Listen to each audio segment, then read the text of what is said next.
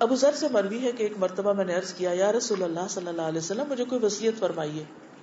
آپ نے فرمایا اگر تم سے کوئی گناہ ہو جائے تو اس کے بعد نیکی کر لو جو اس گناہ کو مٹا دے. میں نے عرض کیا لا الہ الا اللہ کہنا نیکیوں میں شامل ہے؟ آپ نے فرمایا یہ تو سب افضل نیکی ہے. یعنی اب ہماری سمجھ میں نہیں آتا نا اب مجھے کیا نیکی کریں. اب اسی اصول کو بچے پہ اپلائی کیجیے.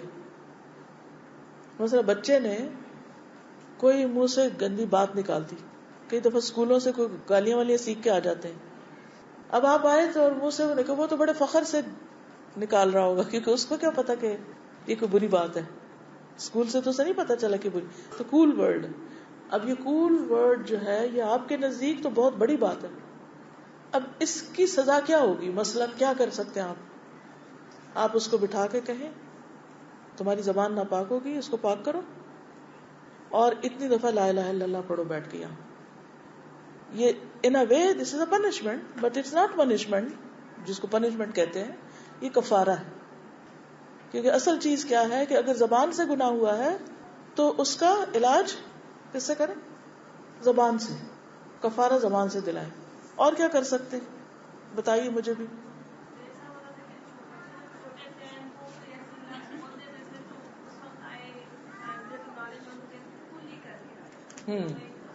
لیکن یہ جو ذکر کا فارمولا نبی صلی اللہ علیہ وسلم نے بتایا یہ ایک ایڈڈ چیز ہے کہ بچے سے ذکر کروائیں.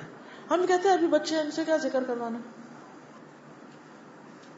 یہ کہتے ہیں کہ یہ اپنے بچے کو جب وہ نوٹی ہے, ہوم ورک نہیں کرتا یا کچھ بات نہیں سنتا, تو میں اس کو بتاتی ہوں کہ شیطان تمہارے کان میں وسپر کر رہا ہے, تو پھر وہ ریئلائز کرتا ہے اور پھر وہ چھوڑ دیتا اس چیز کو. اصل چیز کیا ہے کہ غلطی جو ہے وہ نیچے جانے کا ذریعہ نہ بنے, غلطی اوپر جانے کا ذریعہ بنے, اعمال میں اضافے کا ذریعہ بنے. کیونکہ حدیث میں آتا ہے کل ابن آدم خطاء, ہر ابن آدم غلطی کرتا ہے. آدم کی اولاد میں سے ہر ایک سے غلطی ہوتی. وہ خیر الخطائین التوابون, اور بہترین خطا کار کون ہے؟ جو توبہ کر لیتے ہیں, جو پلٹ آتے ہیں. اور اس کا طریقہ بھی آپ نے بچپن سے بچوں کو سکھانا ہے کہ غلطی پہ جمنا نہیں, ایسی ندامت نہیں کہ انسان کہ بالکل ہی اس کا پرسنالٹی شیٹر ہو جائے. غلطی کی اصلاح اور اس سے سبق سیکھ کر دوبارہ اس کو نہیں ریپیٹ کرنا.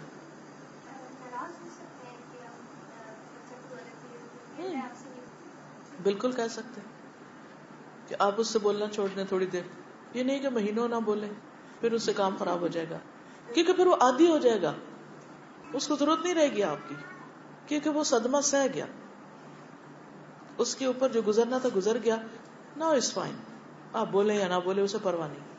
تو کوئی بھی غلطی اتنے لمبے عرصے کے لیے اس کی سزا نہ دیں کہ وہ اس کا عادی ہو جائے.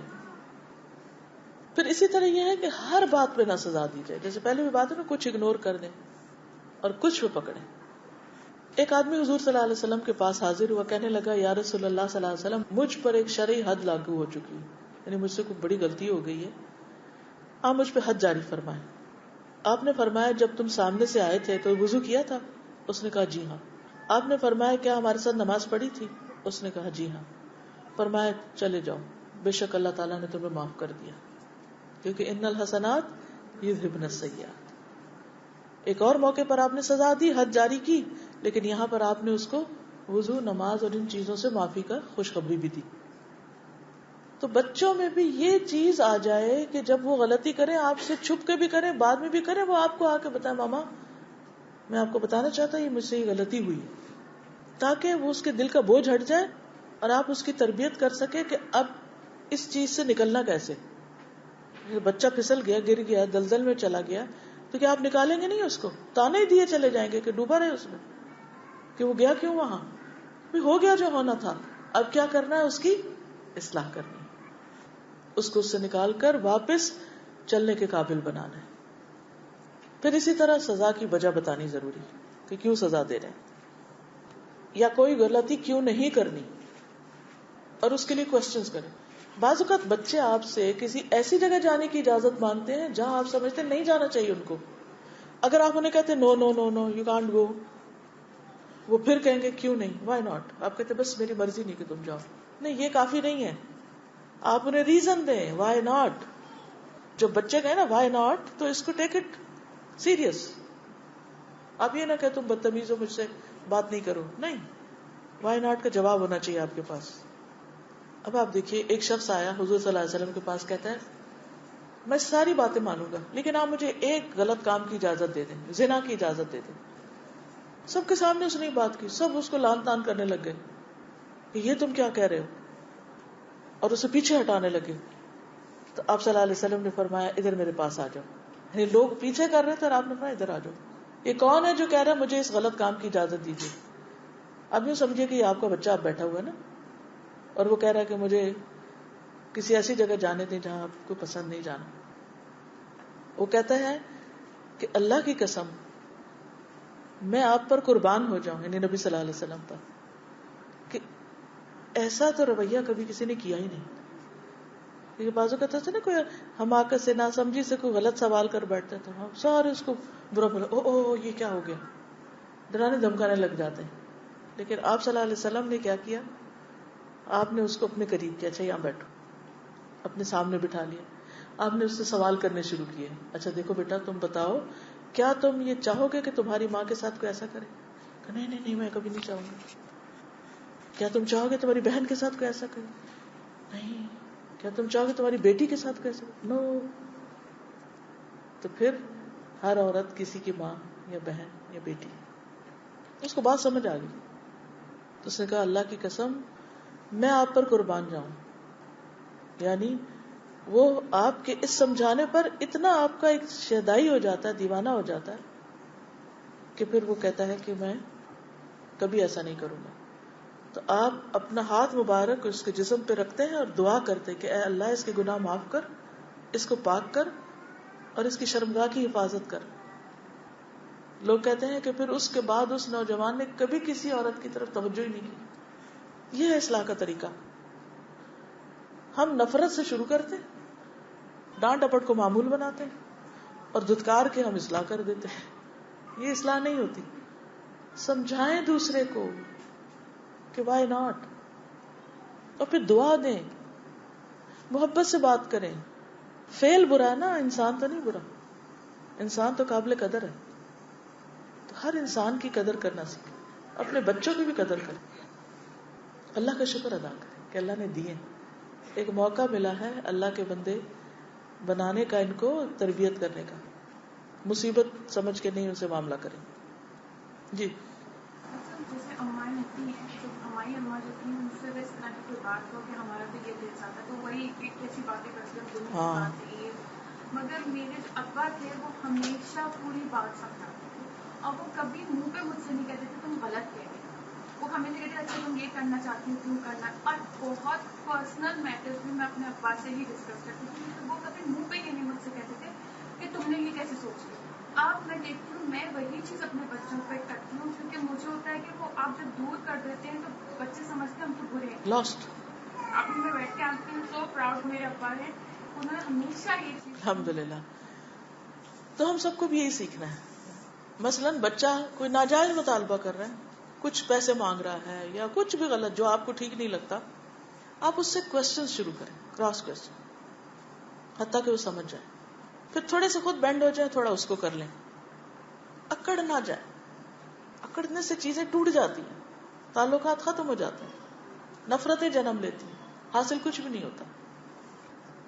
پھر جس بات سے کوئی لا علم ہو اس پہ سزا نہ دی جائے. اگر بچے کو پتہ ہی نہیں کہ یہ نہیں کرنا تھا, مثلا آپ نے دوسرے بچے کے لیے کھانا رکھا اور وہ بچہ بیمار تھا, اس کے لیے بس آپ نے کھچڑی بنائی, اور دوسرا آیا بڑا, اس نے آ کے کھا لی. اس کو پتہ ہی نہیں تھا کہ یہ بیمار کے لیے بنی ہوئی ہے. اب اس کو نہیں پتا کہ یہ کھانی ہے یا نہیں کھانی. اس نے کہا ٹیبل پہ رکھی ہوئی چیز کھانے کی ہے, اسکول سے ہے, کھا جاتے ہیں. ہم نے کوئی اسٹیکر تھوڑی لگا کے رکھا تھا کہ فار سک اونلی. تو اب آپ اس کو بلائیں اور دمکائیں اور ڈانٹیں, اور اس کو خبر ہی نہیں غریب کو, تو یہ نہیں ہونا چاہیے. لا علمی میں سزا نہیں دے. اب بعد میں شرحبیل کہتے ہیں کہ مجھے بھوک نے ستایا, میں مدینہ کے ایک باغ میں گیا, ایک بالی لی, اس کو مسل کے میں نے کھا لیا اور کچھ اپنے کپڑے میں باندھ لیا. اتنے میں باغ کا مالک آ گیا, اس نے مجھے مارا, میرا کپڑا بھی چھین لیا. میں رسول اللہ صلی اللہ علیہ وسلم کے پاس گیا, آپ نے باغ والے سے فرمایا تم نے اس کو سکھایا نہیں جبکہ یہ نادان تھا، یہ سمجھایا ہی نہیں. تم نے اسے کھلایا نہیں جبکہ یہ بھوکا تھا. یہ تمہیں کیا معاملہ کیا اس سے؟ تم اس کو سمجھاتے بیٹا ایسے نہیں کرو. بھوکا تھا تو اس کو کھلاتے. تو آپ نے اسے حکم دیا تو اس باغ والے نے میرا کپڑا بھی واپس کر دیا اور مزید اناج بھی مجھے دیا.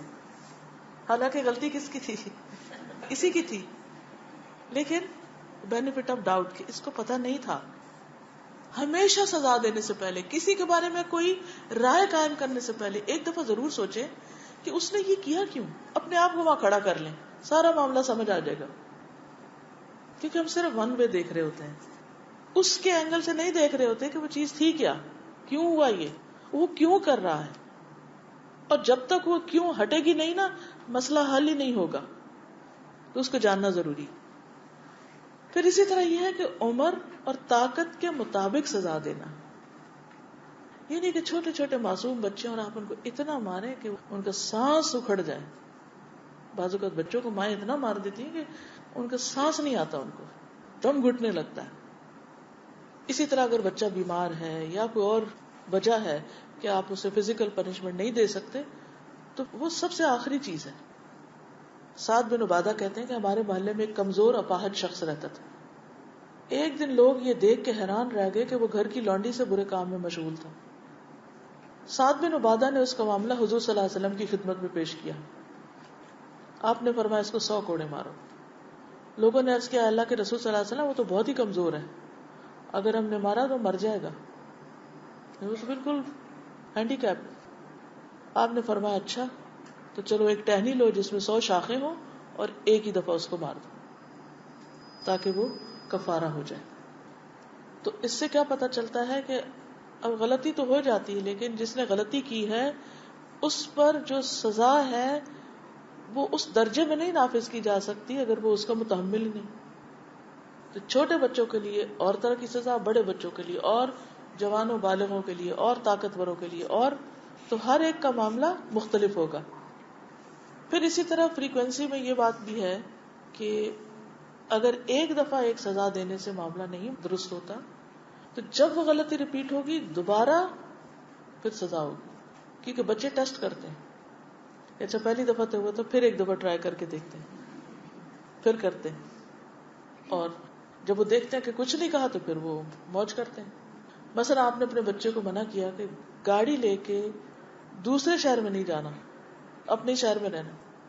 لیکن بعض اوقات ایسا دوست ساتھ مل جاتے ہیں، وہ کہتے کچھ نہیں ہوتا، چلو چلو کچھ نہیں ہوتا، ہم تمہارے ابا سے کہہ دیں گے ایسا ہوگا ویسا ہوگا، چل پڑ. اب گاڑی رستے میں خراب ہو جاتی ہے، کال کس کو کریں گے؟ آپ ہی کو کریں گے. اب کیا کریں گے آپ؟ اب آپ کوئی نہ کوئی پنشمنٹ تو دیں گے کیونکہ انہوں نے رول کی خلاف ورزی کی. مثلا آپ اس کو بند کر دیں کہ 1 ہفتے کے لیے گاڑی ملے گی نہیں اب آئندہ.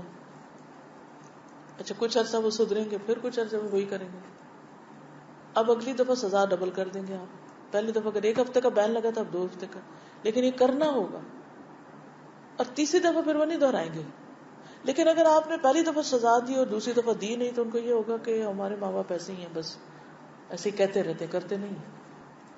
اس وقت چاہے آپ کا دل اندر سے پسیج رہا ہو مگر آپ کو ڈسپلن قائم کرنا ہے تاکہ پھر وہ دوبارہ یہ نہ دہرائے. کیونکہ وہ جو بڑے ہوتے جاتے ہیں نا آپ کو زیادہ ٹیسٹ کرنے لگتے ہیں، وہ خوب نظر رکھتے ہیں اچھا کہاں سے نکل سکتے ہیں، خوب کاؤنٹر بھی کرنا جان لیتے ہیں. اس لیے مستقل مزاجی اور فرمنس بہت ضروری، اور پھر فالو تھرو اینڈ تک فالو اپ. کبھی ایسی دھمکی نہ دیں جو آپ نے کرنی نہ ہو. کئی لوگ سوکھی دھمکیاں دیتے رہتے ہیں اور کرتے کچھ بھی نہیں.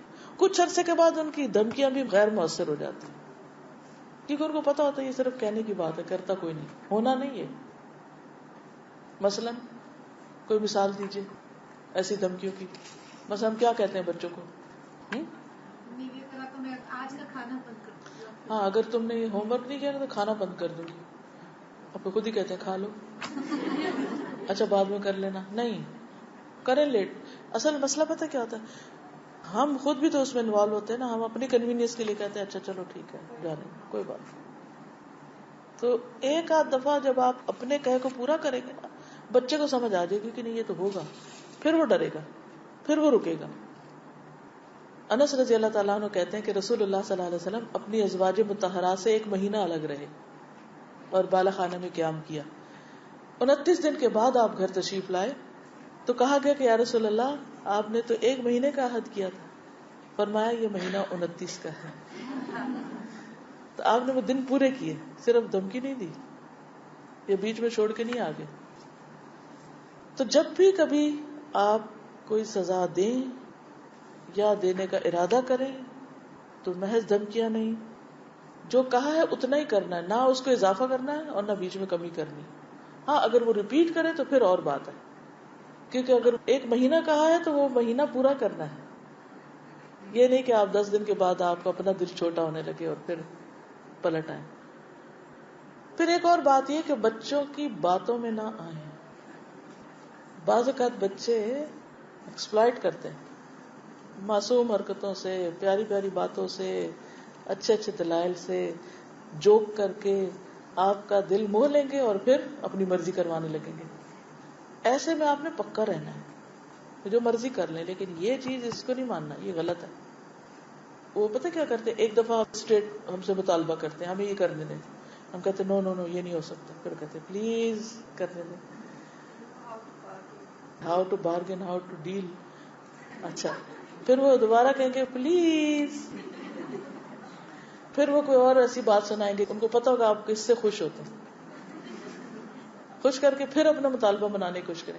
یا تو پہلے سے آپ سوچ لیں کہ اگر ان کا مطالبہ کوئی اتنا بڑا ناجائز نہیں تو مان جائیں, لیکن یہ نہیں کہ جب وہ آپ کو بہت زیادہ خوشامد کرے تو پھر آپ اس وقت اپنے اصول سے ہار جائیں. نہیں, پہلے ہی سوچ لیں کہ کیا لمٹس ہیں. یہ نہیں کہ ایک دفعہ کہیں نو اور پھر اسی وقت تھوڑی دیر میں کہیں یس, تو پھر آپ کمزور پڑ گئے. پھر وہ آئندہ اور سیکھ جائیں گے کہ کس طرح آپ کو قائل کیا جا سکتا ہے. تو بس حدود مقرر کر دیں, لیکن آزادی بھی دیں تھوڑی, اور اعتماد بھی کریں. غلطی کر بیٹھے تو ان کو توبہ کا طریقہ سکھائیں, لیکن ہر چیز پہ پابندی نہ لگائیں, دم گھٹ جائے گا ان کا. کیونکہ اس طرح بچے بہت ریسٹرکٹیڈ فیل کرتے ہیں. ایریا بتا دیں, یہ ایریا ہے, اس کے اندر جو کرنا کرو, خرابی کی تو اس کو ٹھیک کر کے آؤ. جیسے کمرے میں کھیل رہے ہیں, چیزیں بکیر لیں. آخر وہ چیزیں پھینکیں گے نہیں, توڑیں گے نہیں, تو ان کو کیسے پتا چلے گا کہ کس سپیڈ سے کون سی چیز ٹوٹتی ہے. اور کیونکہ انہوں نے سب ایکسپلور کرنا ہے. اب کھلونا لا کے دیا آپ نے تو بڑا مہنگا لایا, مگر وہ ایک پرزا اس کا نکالیں گے. This is learning, let them do. لیکن اسے کیا, اچھا دوبارہ جوڑو.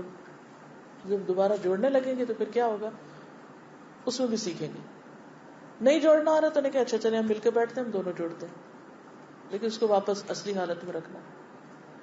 صرف یہ نہیں کہ جاؤ تمہیں نہیں آتا میں کر لوں گی, نہ, ان کو ساتھ شامل رکھنا ہے, کیونکہ یہ سکھانے کا موقع ہے. اسی طرح یہ کہ ایک بار جو سزا مقرر کی جائے پھر اس پہ کاربند بھی رہا جائے. عمر بن خطاب سے روایت ہے کہ نبی صلی اللہ علیہ وسلم کے زمانے میں ایک شخص تھا جس کا نام عبداللہ تھا. اسے حمار کے لقب سے پکارا جاتا تھا. وہ نبی صلی اللہ علیہ وسلم کو ہنساتا تھا. نبی صلی اللہ علیہ وسلم نے اسے شراب پینے پر مارا تھا. اسے ایک دن لایا گیا, آپ نے حکم دیا, اسے کوڑے لگائے گئے. قوم میں سے ایک شخص نے کہا اللہ اس پہ لعنت کرے. کتنی مرتبہ ہی لایا جا چکا ہے. آپ نے فرمایا اس پر لعنت نہ کرو, اللہ کی قسم میں اس کے بارے میں یہی جانتا ہوں کہ یہ اللہ رسول سے محبت کرتا ہے اور اپنی بری عادت سے بھی مجبور ہے. ایسے بھی لوگ ہوتے ہیں نا, دو ایکسٹریمز ہوتی ہیں ان کے اندر, کنٹراڈکشن ہوتی ہے. ایک طرف اللہ رسول کی محبت میں روتے ہیں اور دوسری طرف اٹھ کے غلط کام کر بیٹھتے ہیں. کیا کبھی نہیں ہوا ہمارے ساتھ؟ ایک طرف ہمیں اللہ سے اتنی محبت ہوتی ہے, اتنی ذکر اذکار توبہ استغفار صدقہ خیرات سب کچھ کرتے ہیں, دوسری طرف اٹھتے ہیں اور کوئی ایسی بات کر بیٹھتے ہیں, کچھ ایسا کام کر بیٹھتے ہیں, اپنے پہ نادم اور شرمندہ بھی ہوتے ہیں. لیکن تو یہ تضادات خود ہم سب کے اپنے اندر بھی کسی نہ کسی درجے میں موجود ہیں. ہم 100 دفعہ عہد کرتے ہیں اب ہم یہ نہیں کریں گے اور پھر پھسل جاتے ہیں. تو بچوں کو بھی تو اسی طرح لینا, دوسرے انسانوں کو بھی اسی طرح لیں, وہ بھی پھسل سکتے ہیں. اس کو بہت بڑا ایشو نہ بنا لیں, معاف کرنا سیکھے, اگنور کرنا سیکھے. یعنی کس قدر پازیٹیو ہے نبی صلی اللہ علیہ وسلم. ٹھیک ہے وہ اللہ کی حد ہے کہ سزا ملے گی, شراب پیے سزا ملے گی, لیکن اس کے اندر جو خیر ہے آپ اس کو بھی اپریشیٹ کر رہے ہیں. تو اس سے کیا پتہ چلتا ہے, بندے سے نفرت نہیں کرنی, وہ غلط کام کرتا ہے اس کو ڈسپلن کرنا ہے, اس کو کاٹنا ہے. اسے ختم کرنا ہے. اسی طرح ایک اور روایت میں آتا ہے کہ صفوان مسجد میں سوئے ہوئے تھے, اپنی چادر سر کے نیچے رکھی ہوئی تھی, کسی نے وہ چادر نکال لی تو انہوں نے دیکھ لیا, چھا کے پکڑ کے حضور کے پاس لے گئے. آپ نے حکم دیا کہ ہاتھ کاٹ دیا جائے کیونکہ چادر قیمتی تھی. تو صفوان نے کہا اللہ کے رسول صلی اللہ علیہ وسلم میرا یہ مقصد نہیں تھا کہ آپ اس کا ہاتھ کٹوائیں, میری یہ چادر صدقہ, میں نہیں لیتا اس سے. تو آپ نے فرمایا اگر ایسا ہی کرنا تو میرے پاس کیوں لائے اس کو. تو بعض اوقات چھوٹی سی بات ہوتی ہے, ہم اس کو اتنا بڑا ایشو بنا کے اوروں تک بھی لے جاتے ہیں, اس کو سناتے ہیں, اس کو بہت بڑا ایشو ہو جاتا ہے. تو ایسی چیزیں انسان تھوڑا سا جذباتیت اور جلد بازی سے پرہیز کر کے اس کو لمٹ کر دے, ادھر ہی سالو کر لے. بعض اوقات بچے نے چھوٹی سی حرکت کی, آپ نے اس کو سزا بھی دے دی, بات ختم. اب باپ آیا پھر پٹاری کھول کے بیٹھ گئے, ہوئی گزر گئی, ختم, اب دوبارہ نہیں ذکر کریں, کیونکہ منفی باتوں کو جتنا دہرائیں گے اتنی اس کے دل میں اثر برا ہوگا. پھر اسی طرح ایک اور روایت میں آتا ہے کہ ایک مرتبہ ایک شخص اپنا ایک بھتیجا ابن مسعود کی خدمت میں لے کر آئے. کہنے لگے یہ میرا بھتیجا ہے, اس نے شراب پی رکھی ہے. ابن مسعود نے فرمایا کہ اسلام میں سب سے پہلے ایک آدمی کا ہاتھ کاٹا گیا تھا جس نے چوری کی تھی. لوگ اسے لے کر نبی صلی اللہ علیہ وسلم کے پاس آئے اور عرض کیا یا رسول اللہ اس نے چوری کی, جس پر نبی صلی اللہ علیہ وسلم رنجیدہ ہوئے, غمگین ہوئے. کسی نے عرض کیا یا رسول اللہ صلی اللہ علیہ وسلم کیا ہوا؟ آپ نے فرمایا تم لوگ اپنے ساتھی کے متعلق شیطان کے مددگار ثابت ہوئے, جبکہ اللہ تعالیٰ معاف کرنے والا اور معافی کو پسند فرماتا ہے, اور کسی حاکم کے لیے جائز نہیں کہ اس کے پاس حد کا کوئی مقدمہ ہے اور وہ اسے نافذ نہ کرے. یعنی اب تم میرے پاس لے آئے تو نافذ کرنا پڑے گا. اور پھر آیت تلاوت فرمائی فَلْيَعْفُوا وَلْيَصْفَحُوا أَلَا تُحِبُّونَ أَن يَغْفِرَ اللَّهُ لَكُمْ, انہیں چاہیے کہ معاف کر دیں, درگزر کریں. کیا تم نہیں چاہتے اللہ تمہیں معاف کر دے؟ کسی میں غلطی دیکھی تو اس کو اتنا لمبا نہ کرو, ادھر ہی ختم کرو, معاف کرو.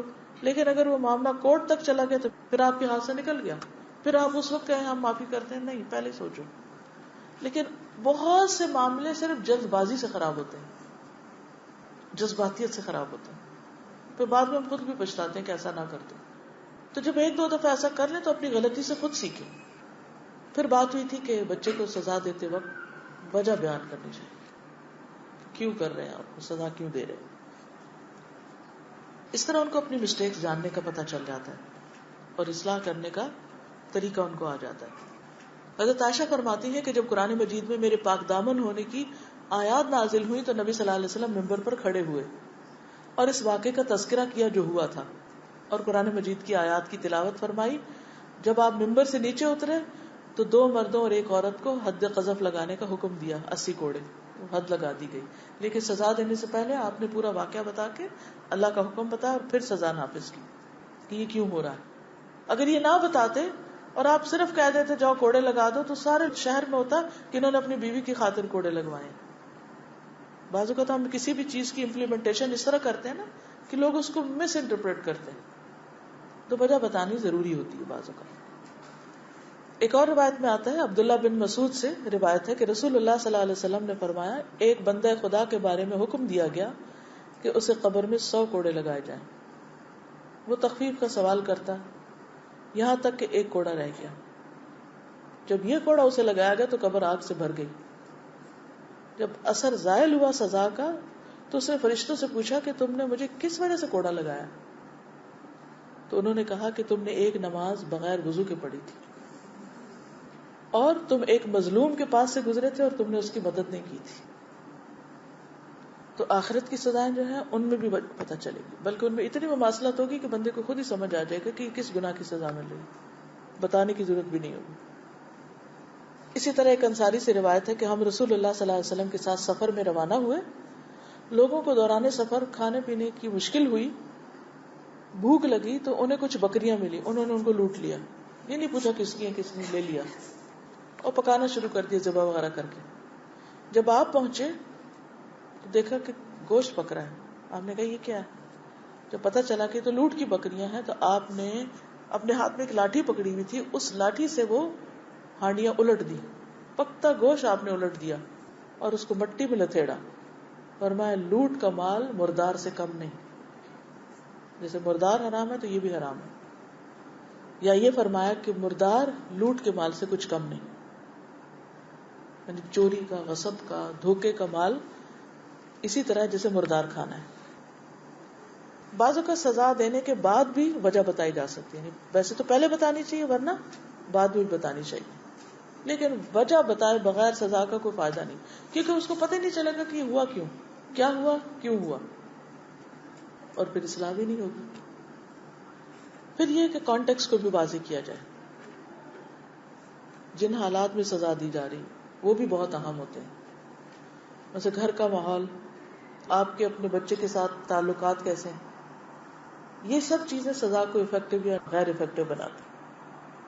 مثلاً آپ اپنے بچے کے ساتھ بول نہیں رہے اور اوپر سے آپ اس کو مار بھی رہے ہیں، تو اس کا فرق ہوگا نا اثر۔ اور ایک یہ کہ ویسے آپ نارمل ہیں، بس جہاں اس نے غلطی کی بس اس کی سزا دے رہے ہیں، یہ اور طرح کی افیکٹونیس ہوگی اس کی۔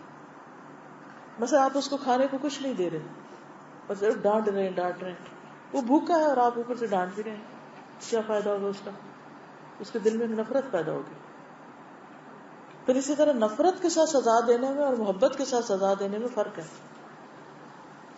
پھر اسی طرح یہ ہے کہ جب ہم نفرت سے سزا دیتے ہیں نا تو وہ بچے کو لگتا ہے جیسے ہمیں ریجیکٹ کیا جا رہا ہے، دھتکارا جا رہا ہے۔ تو ہونا یہ چاہیے کہ آپ جب سزا دیں تو اس کو غصہ نہ آئے، شرمندگی ہو کہ اچھا اس وجہ سے ماں نہیں بول رہی، اس وجہ سے مجھے نہیں دیکھ رہی، اس وجہ سے میرے ساتھ کولڈ بہیویئر ہے۔ اس کو پتا ہو وجہ بتائے بغیر کولڈ بہیویئر نہیں فائدہ دیتا، پتا ہونا چاہیے۔ آپ نے وہ واقعہ تو سنا ہوگا جب ثمامہ بن اسال کو مسجد میں قید کیا گیا تھا، جو ایک سردار تھے، اور پھر نبی صلی اللہ علیہ وسلم ان کے پاس آتے تھے اور پوچھتے تھے ثمامہ تم کیا سمجھتے ہو کہ میں تمہارے ساتھ کیا کروں گا؟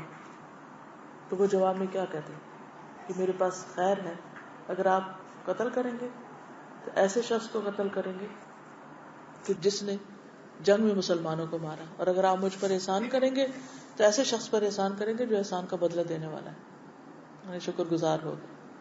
آپ مجھ سے مال چاہتے ہیں تو میں آپ کو مال دوں گا، اور اگر آپ احسان کریں گے تو میں وہ شخص ہوں جو احسان کا بدلہ دیتا ہے۔ ایک دن، 2 دن، 3 دن آپ اس سے پوچھتے رہے، آخر آپ نے کیا کیا؟ اس کو چھوڑ دیا۔ وہ گئے، غسل کر کے واپس آ گئے اور کہا آج سے پہلے آپ سے زیادہ ناپسندیدہ میرے نزدیک کوئی نہیں تھا، لیکن آج کے بعد آپ سے زیادہ محبوب کوئی نہیں، کیونکہ آپ نے اس پر احسان کیا تھا، اس کی سزا کم کر دی تھی، اس کو کھول دیا تھا، تو اس نے اس کو بطور احسان لیا۔ اور پھر عمرے کے لیے گئے، اور پھر جو قریش کے سردار تھے آپ کے دشمن، ان کا غلہ بند کر دیا۔ تو نبی صلی اللہ علیہ وسلم نے ان کو صرف ستون سے باندھ کر ان کا مذاق نہیں اڑایا کہ ہمارا دشمن ہمارے ہاتھ آ گیا اور اب ہم جی چاہیں تو اس کی بے عزتی کریں، جیسا کریں، نہیں۔ اس کے باوجود کہ آپ نے اس کو پکڑ رکھا تھا، وہ قیدی تھا، وہ مجرم تھا، لیکن آپ اس سے کمیونیکیشن کر رہے تھے اور بالآخر وہ مسلمان ہو گیا۔ میں آپ سب سے یہ چاہوں گی کہ آپ سیرت کا مطالعہ اس انداز میں ضرور کریں کہ وہ کیا راز تھا، وہ کیا گر تھا کہ نبی صلی اللہ علیہ وسلم نے دشمنوں کو دوست بنا لیا، کیسے کیا، اور وہ کون سی غلطیاں ہوتی ہیں کہ اپنے بھی کٹ جاتے ہیں، دوست بھی دشمن ہو جاتے ہیں، وہ کون سی غلطیاں ہوتی ہیں۔ تو اس سے آپ کو اچھے ریلیشن شپس کا گر پتہ چلے گا کہ دوست کیسے بنائے جاتے ہیں اور دشمن کیسے بنتے ہیں۔ تو آپ کا یہ بہت بڑا کارنامہ ہے کہ آپ نے دشمنوں کو اپنا بنا لیا اور وہ آپ کے مددگار ثابت ہوئے۔ اب ایک شخص نے روزے کی حالت میں اپنی بیوی کے ساتھ فزیکل ریلیشن شپ قائم کر لیا، تو آپ نے اس کو بتایا کہ اب تمہیں کیا کرنا ہوگا، غلام آزاد کرنا ہوگا، روزے رکھنے ہوں گے، مسکینوں کو کھانا کھلانا ہوگا۔ تو اس نے کہا میں تو کچھ بھی نہیں کر سکتا، کیونکہ بھوک کے مارے کمزور ہوں، اپنے پاس کھانے کو نہیں، مسکین کو کیا کھلاؤں۔ تو اس پر آپ صلی اللہ علیہ وسلم نے اس کے لیے کھجوروں کا بندوبست کیا تاکہ وہ اپنا کفارہ دے سکے۔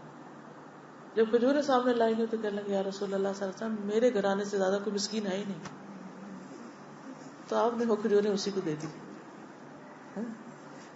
اب ایک شخص اپنی غلطی کے کفارے کے لیے آیا ہے اور الٹا کھجوریں لے کے جا رہا ہے، یعنی کتنی فلیکسیبلٹی، کتنا معاملہ فہمی ہے، کتنا مزاج شناسی، کتنا دوسرے کی ضرورت کا خیال ہے، اور کتنا اعتماد ہے کہ یہ سچ ہی کہہ رہا ہوگا، اور کتنا اس کے ساتھ احسان کا معاملہ ہے۔ تو پھر دشمن دوست کیوں نہ بنے؟ اگر ہمارا کوئی شاگرد کو غلطی کر لے ہم کیا کریں گے اس کے ساتھ؟ کوئی انسان ہماری بات نہ مانے، ہم اس کے ساتھ کیا کریں گے؟ کیا کرتے ہیں عام طور پہ؟ اس کے ساتھ ایسا سلوک کریں گے کہ وہ ہمیشہ کے لیے ختم ہو جائے. تو دین میں اضافہ کہاں سے ہوگا؟ ہم سب کو اپنے رویوں کی اصلاح کرنے کی ضرورت ہے. پھر اسی طرح یہ ہے کہ جب آپ کسی کے اوپر حد جاری کرتے تھے تو اس کے بعد بھی اس کے ساتھ اچھا سلوک کرتے تھے. آپ کو یاد ہوگا کہ ایک عورت کو جب سزا ملی اور پھر لوگوں نے اس کے بارے میں بات کی تو آپ نے فرمایا اس نے ایسی توبہ کی کہ سارے مدینے والوں کو کافی ہو جائے. اسی طرح ایک عورت پہ حد جاری ہوئی، اس کا ہاتھ کاٹا گیا، تو اس کے باوجود وہ آپ کے گھر آتی تھی، حضرت عائشہ اس کی ضروریات پوری کرتی تھی، نفرت نہیں کی. ٹھیک ہے اس نے جرم کیا، اس کی سزا ملی، بات ختم. ایک لفظ بھی ایکسٹرا نہیں، کوئی تانا نہیں، کوئی نفرت نہیں، کوئی لیٹ ڈاؤن کرنا نہیں. اور اگر مزید ضرورت ہے تو وہ بھی پوری کی جا رہی ہے. تم بھائی بھائی اور اللہ کی خاطر، کچھ مسئلہ نہیں. ہم کوئی غلطی کر بیٹھے تو معاف کرنا جانتے ہی نہیں، دل سے نکالتے ہی نہیں، کوڑن جلن ساتھ ہی جاری رہتی. نقصان کیا ہوتا ہے؟ دوسروں کو ملامت کر کر کے اپنے آپ کو مصیبت میں ڈالے تھے. حضرت میں تو یہ بھی دیکھ رہی تھی کہ اگر انہوں نے سزا ہو گئی تو کوئی شہر کا بندہ بھی نہیں ان کو تانا دینے والا تانا دیتا تھا یا ان کو کہتا تھا کہ تم یہاں نہ بیٹھو یا نہ آؤ یا اس مجلس میں تم نہیں آؤ، سارے ہی معاف کر دیتے تھے. بالکل یہی اخلاق ہے، یہی کلچر تھا، یہی اسلام ہے، یہ اسلامی معاشرہ ہے، یہ تربیت ہے. یہ نہیں کہ کبھی پرانے زمانے میں کسی سے کوئی غلطی ہوگی تو اس کی نسلوں تک کو تانے دیے چلے جائیں. یہ اسلامی کلچر نہیں.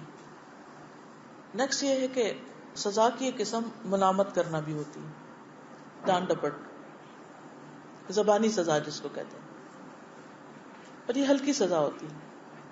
اور اس کا مطلب کیا ہوتا ہے کہ آپ بچے کو بتاتے ہیں کہ مجھے یہ رویہ پسند نہیں تمہارا. کبھی کبھار مناسب انداز میں ایسے کرنے میں کوئی حرج نہیں، لیکن روز ڈانٹ ڈپٹ نہیں ہونی چاہیے. حضرت انس حضور صلی اللہ علیہ وسلم کی خدمت میں 10 سال رہے ہیں اور وہ کہتے ہیں کہ آپ نے مجھے کبھی بھی ملامت نہیں کی، 10 سال ملامت نہیں کی. حالانکہ وہ غلطیاں کرتے تھے، کبھی آپ کی بات نہیں بھی مانتے تھے، بچے جو تھے. اگر کوئی اور ان کو ملامت کرتا تو آپ فرماتے کہ اسے چھوڑ دو، اگر تقدیر میں یہ کام لکھا ہوتا تو ضرور ہو جاتا. یہ کہہ کے ان کو چھوٹ دے دیتے تھے. اصل میں ملامت کا مقصد کیا ہے کہ بچے کو یہ بتانا کہ آپ اس سے خوش نہیں. بہت افیکٹو چیز ہے یہ. عام طور پر خوش رہیں گے تو اس کو پتا چلے گا کہ خوش نہ ہونا تکلیف دہ ہے، اور اگر آپ کبھی بھی اس سے خوش نہیں تو پھر مزید خوش نہ ہو جائے تو اس سے کوئی فرق نہیں پڑے گا اس سے. پھر آپ دیکھیے کہ بعض اوقات جب ہم ملامت کرتے ہیں یا ڈانٹتے ہیں تو وجہ نہیں بتاتے کہ کیوں ہو رہا ہے. یہ بتانا بھی ضروری ہوتا ہے کس بات پر یہ پنشمنٹ ہے. عقبہ بن مالک سے مروی ہے کہ ایک مرتبہ نبی صلی اللہ علیہ وسلم نے لشکر کا ایک دستہ روانہ فرمایا. میں نے اس میں ایک آدمی کو ایک تلوار دی. جب وہ واپس آیا تو کہنے لگا میں نے ملامت کرنے کا ایسا عمدہ انداز نہیں دیکھا جیسے نبی صلی اللہ علیہ وسلم نے اختیار کیا. آپ نے فرمایا کیا تم اس بات سے بھی عاجز ہو گئے تھے کہ اگر کوئی شخص میرا کام نہیں کر سکا تو تم کسی دوسرے کو مقرر کر دیتے کہ وہ یہ کام کر دیتا. یعنی یہ کام کسی کو دیا نہیں کر سکا، واپس آیا تو آپ فرمایا خود نہیں کر سکے کسی اور کو کرنے کو دے دیتے. پھر آپ دیکھیے کہ ڈانٹتے ہوئے خیر کے الفاظ بولنا، کرسنگ نہیں کرنی چاہیے. دوسرے کو دعا دینا کہ اللہ تمہیں ہدایت دے، اللہ تمہاری بخشش کرے، اللہ تمہیں حرم کا امام بنائے. جیسے کہتے ہیں سدیس کی ماں ان کو ڈانٹتے ہوئے یہ دعا دیتی تھی. اور ڈانٹ کے لیے ضروری نہیں کہ چیخیں چلائیں، سیدھے سادے مختصر الفاظ، فیو ورڈز، یہ بہت افیکٹو ہوتے ہیں. لمبی تقریر نہیں مؤثر ہوتی، لمبی تقریر مؤثر نہیں ہوتی. حضرت انس کہتے ہیں کہ نبی صلی اللہ علیہ وسلم نہ تو گالی گلوچ کرنے والے تھے، نہ فحش گوئی کرنے والے، نہ لعنت کرنے والے. جب کسی سے ناراض ہوتے تو بس اتنا کہتے اسے کیا ہو گیا، اس کی پیشانی خاک آلود ہو. پھر ڈانٹتے ہی نہ چلے جائیں، بس ایک جملہ بولیں اور بات ختم. پھر اسی طرح مارتے وقت مت ڈانٹے. ساتھ ہم ایک طرف سے ہاتھ سے لگا رہے تھے، دوسرے سے منہ سے بول رہے ہوتے تھے، اسی طرح سے. پھر جب آپ خود ٹھنڈے ہو جاتے پھر سب چھوڑ کے بیٹھ جاتے ہیں. تو اصل مقصد کیا ہوتا ہے؟ خود کو ٹھنڈا کرنا، نہ کہ بچے کی اصلاح. جب چند لفظوں میں آپ ڈانٹتے ہیں نا تو بچہ ان کو یاد رکھ لیتا ہے اور پھر اس کا اثر بھی لیتا ہے. جب آپ لمبی تقریر کرتے ہیں تو وہ کچھ بھی یاد نہیں رکھتا کہ کیا ہوا تھا. اور ایک جملے کی 3-4 دفعہ تکرار بھی کر سکتے ہیں. یہ نہیں کرنا، وہ پھر کرے گا. یہ نہیں کرنا، وہ پھر کرے گا. یہ نہیں کرنا، ایک ہی جملہ بار بار بار بار، بہت افیکٹو ہوگا. جیسے ایک مرتبہ حضرت اسامہ سے ایک شخص مارا گیا تھا، تو آپ صلی اللہ علیہ وسلم کے پاس جب وہ واپس آئے تو آپ نے پوچھا کہ کیا اس نے کلمہ پڑھا تھا؟ اسامہ نے کہا پڑھا تھا مگر تلوار کے ڈر سے. آپ نے فرمایا کہ تم نے اس کا دل چیر کے دیکھا تھا کہ اس کے اندر ایمان تھا یا نہیں؟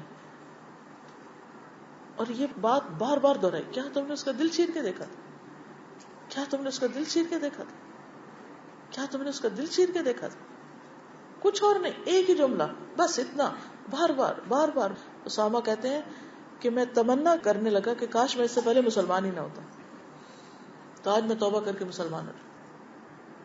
تو یہ جو انداز ہے نا تربیت کا، یہ نبی صلی اللہ علیہ وسلم سے سیکھ.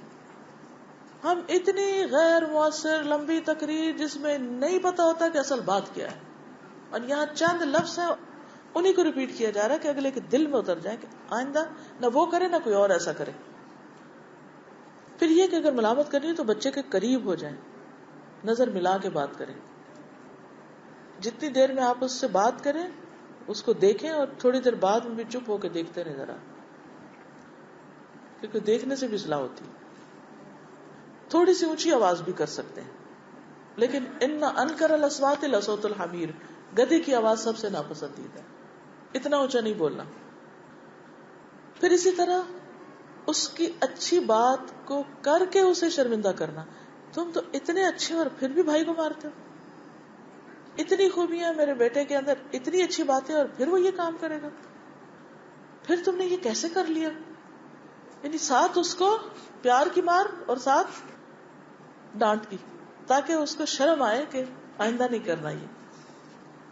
پھر اسی طرح یہ ہے کہ ذات پہ تنقید نہ کریں، کسی عیب کے اوپر نہیں حرف جوئی کریں آپ، یعنی زبان نہیں نکل دیکھیے تم نے شکل اپنی، یہ نہیں کہنا یہ شکل اللہ نے بنائی ہے، اپنا منہ دیکھو، یہ نہیں کہنا.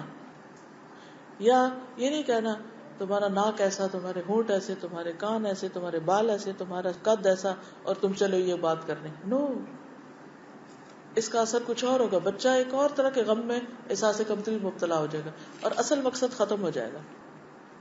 پھر شروع میں جیسے بات کی تھی، آخر پہ بھی یہی کروں گی کہ جائز وجوہات کی بنا پہ مارے. جیسے فرائض کی ادائیگی پہ اگر کوتاہی ہے، فرائض کی ادائیگی کیا، جیسے 10 سال کے ہو تو نماز پہ مارا جا سکتا ہے. اسی طرح اگر کوئی مینر سکھانے ہو تو اس میں کسی اصول سے انحراف ہو رہا ہو تو اس پر واپس لانا. غلط جگہ پہ کوئی چیز رکھی ہے تو اس کو صحیح جگہ پہ انہی سے رکھوانا. اگر لفظ ٹھیک نہیں بول رہے تو اس پر بھی سرزنش کرنا. نافع کہتے ہیں کہ ابن عمر اپنے بیٹے کو غلط لہجے پر مارتے تھے کہ یہ لفظ ایسے کیوں بولا ہے، صحیح بولو، زبان کی اصلاح کروانا. پھر اسی طرح لباس میں کوتاہی پر سزا دینا. علقمہ کہتے ہیں کہ ایک دن حفصہ بنت عبد الرحمن حضرت عائشہ کے پاس اس حالت میں آئی کہ باریک اوڑھنی اوڑھ رکھی تھی، جسم جھلک رہا تھا. حضرت عائشہ نے باریک اوڑھنی پھاڑ ڈالی اور ایک نئی بہتر اوڑھنی لا کر دی. تو اب اسے پتہ چل گیا نا کہ یہ نہیں، یہ خود ہی دوسری بھی دے دی. تب اسے نفرت تو نہیں آئے گی نا، وجہ سمجھ آئے گی کہ ہاں یہ ٹھیک نہیں تھا، یہ نہیں کرنا آئندہ، تاکہ وہ کر ہی نہ سکے دوبارہ. پھر اسی طرح یہ ہے کہ کوئی ایسا کام اگر بچہ کر رہا ہو کہ جس سے اللہ کی رحمت سے دوری آ رہی ہو، اس سے بھی بچنا چاہیے. اسے بتانا چاہیے کہ تمہارے اس کام سے اللہ تعالیٰ راضی نہیں. مثلا حضرت عائشہ کے پاس ایک لڑکی آئی، پاؤں میں گھنگرو بندھے ہوئے تھے. آپ نے فرمایا ان کو کاٹ دو، کیونکہ میں نے نبی صلی اللہ علیہ وسلم سے سنا کہ فرشتے اس گھر میں داخل نہیں ہوتے جس میں گھنٹیاں بج رہی ہیں. تو آپ لوگ اپنے موبائلز کی جو بیلز ہیں ان کو بھی ایسا رکھیے کہ جو بہت میوزیکل نہ ہو. ایک دن میں اگر 20 دفعہ وہ بجتی تو کتنا کچھ جمع ہو گیا اینڈ آف دا ڈے. پھر اسی طرح جیسے پہلے میں نے عرض کیا تھا کہ مارتے ہوئے ڈانٹتے نہیں جائیں، باتیں نہیں کریں. ایک شخص کو لایا گیا جو شراب پیتا تھا، نبی صلی اللہ علیہ وسلم نے فرمایا اس کو مارو. ابو ہریرہ کہتے ہیں کہ ہم میں بعض وہ تھے جنہوں نے ہاتھ سے مارا، کسی نے جوتا مارا، بعض نے کپڑے سے مارا. جب مار چکے تو کسی نے کہا اللہ تجھے رسوا کرے. فرمایا اس طرح کے جملے نہ کہو، اس کے معاملے میں شیطان کی مدد نہ کرو. پھر اسی طرح بچے کی جب اصلاح ہو جائے اور وہ کام چھوڑ دے جس کی وجہ سے آپ نے اس کو ڈانٹا تھا یا جس کی وجہ سے آپ نے اس کو سزا دی تھی, تو اس پر اپریشیٹ اب کریں کہ الحمدللہ اب تمہارے اندر یہ چیز نہیں رہی.